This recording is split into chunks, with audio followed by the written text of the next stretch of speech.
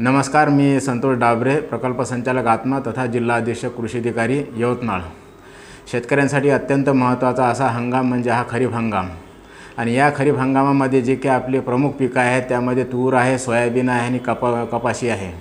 आणि या पिकामधील जे काही लागवड तंत्रज्ञान आहे हे जर आपण समजून घेतलं तर निश्चितच आपल्या उत्पादनामध्ये आणि उत्पादकतेमध्ये वाढ होईल। तर सर्वात महत्त्वाचं जे काही आपले पीक आहे या 3 पिकापैकी सोयाबीन जे आहे हे अत्यंत महत्त्वाचं पीक आहे। आणि या सोयाबीन पिकाची जर आपल्याला उत्पादकता वाढवायची असेल तर काही सूत्र आपल्याला बाळगावे लागतील की ज्यामधून आपल्याला उत्पादकता जी आहे वाढीस आपल्याला मदत होईल। ते सूत्र जे आहे त्याला आपण 8 असे सूत्र आहेत ते ज्याला आपण अष्टसूत्री असं म्हणतो।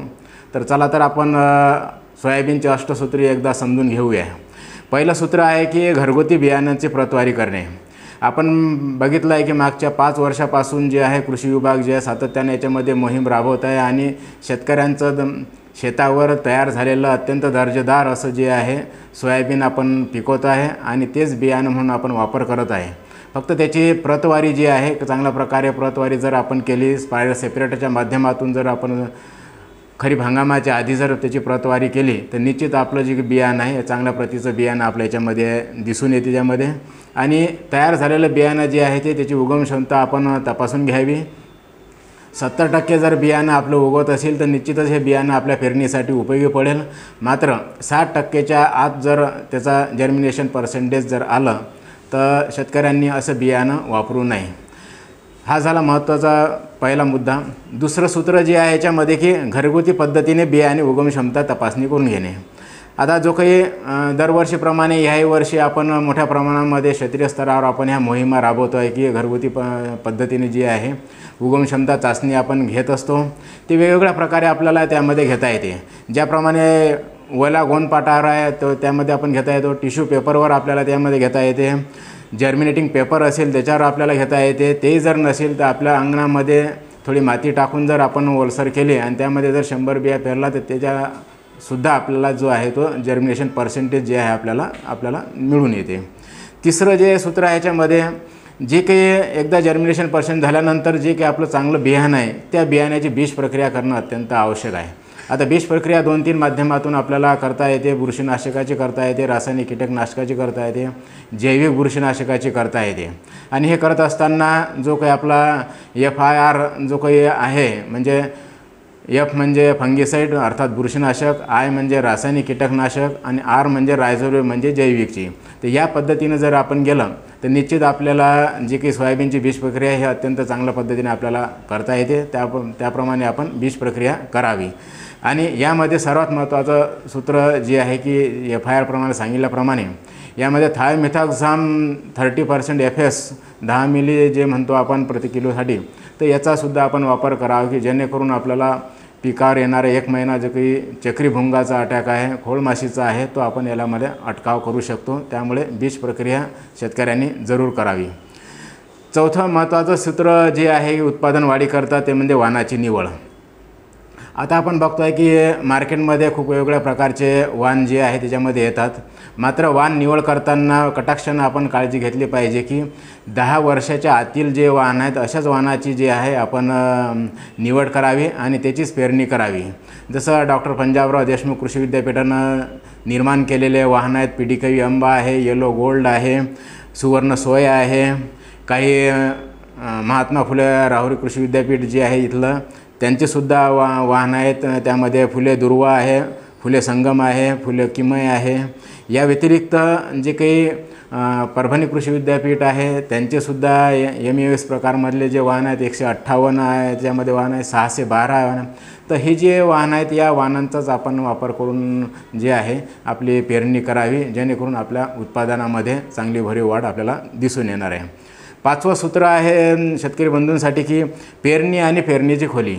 सोयाबीन जे आहे अत्यंत नाजूक असं बियाणं आहे त्यामध्ये आणि त्याचं टरफल फार नाजूक असते। त्यामुळे पेरणी करताना आणि खोली त्याची राखताना फार काळजी घेणं आवश्यक आहे। साधारणतः 3 ते 4 दिवसांमध्ये जर 75 ते 100 मिलीमीटर पाऊस जर पडला तर त्यावेळेसच जे आहे आपलं सोयाबीनची पेरणी करावी की ज्यामध्ये आपल्याला मातीचा आपल्याला गोळा तयार करता येतो आणि तो गोळा जर आपला निर्माण झाला तर समजून जायचं की 75 ते 100 मिलीमीटरपर्यंत पाऊस आपला पडलेला आहे। आणि खोली राखताना मात्र 3 ते 5 सेंटीमीटरपर्यंतच आपलं जे की आहे सोयाबीनची पेरणी याच्यामध्ये केल्या गेली पाहिजे। आपण सोबत पेरणी करत असताना खताचे सुद्धा यामध्ये व्यवस्थापन करत असतो।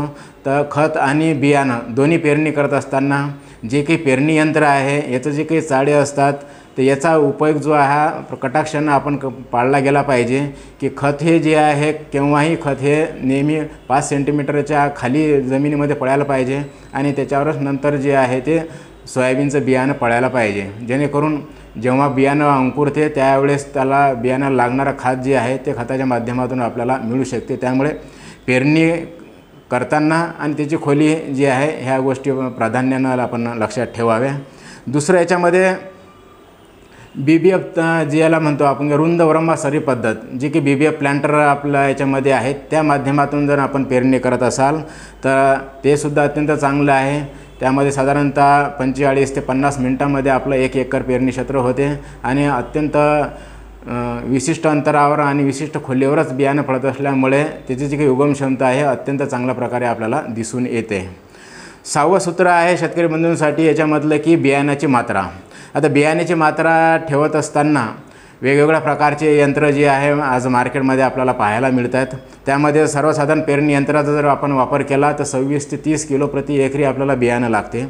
BBF प्लांटरचा जर आपण वापर केला तर साधारणतः 22 ते 24 किलोपर्यंत आपल्याला प्रति एकरी बियाणं लागते। आणि सरी वरंब्यावर टोकन पद्धतीनं जर केला आपण तर 14 ते 16 किलो जे आहे प्रति एकरी आपल्याला बियाणं लागते। त्यामुळे या वेगवेगळ्या पद्धतीच्या माध्यमातून जर आपण हे केलं तर नक्कीच आपलं बियाण्याची सुद्धा चांगली उगम क्षमता होईल आणि बियाण्याची सुद्धा बचत याच्यामध्ये चांगल्या प्रकारे आपल्याला दिसून येते।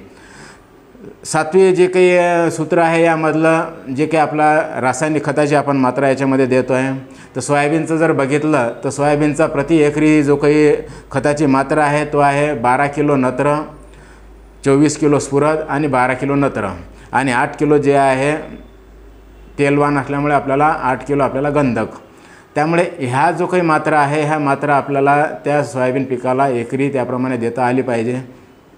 मार्केटमध्ये वेगवेगळ्या प्रकारचे खतं उपलब्ध आहेत, मात्र कुठल्याही एका विशिष्ट खताचाच आग्रह न धरता जे काही दुकानामध्ये कृषी केंद्रामध्ये वेगवेगळ्या प्रकारचे खतं असतील त्या खताचा वापर करून आपण एकरी जो काही खताची मात्रा आहे हे याच्यामध्ये आपण ठरवू शकतो।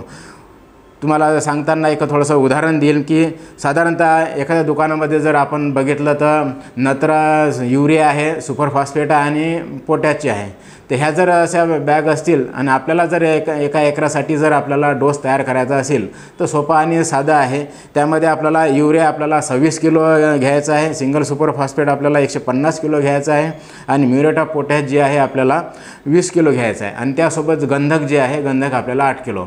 म्हणजे हे जर या पद्धतीनं जर आपण गेलो तर नक्कीच आपल्याला एकरी जो काही विद्यापीठाने कृषी विद्यापीठाने डोस दिलेला आहे आपल्याला त्याप्रमाणे आपल्याला याच्यामध्ये मेंटेन करता येते। काही दुकानामध्ये जर बघितलं आपल्याला तर 15 ह्यासारखे खतं असू शकतात। असं जर खत असेल तर त्या खताची मात्रा देताना आपण 80 किलो 15 द्यावं आणि सिंगल सुपर फॉस्फेट जे आहे 75 किलो द्यावं आणि सोबत गंधक जे आहे 8 किलो आपल्या याच्यामध्ये देता येते। यासुद्धा आपण वापर करू शकतो। काही कृषी केंद्रामध्ये आपल्याला कदाचित 20-20-0-13 हे सारख्या आपल्याला बॅग त्यामध्ये उपलब्ध होऊ शकतात।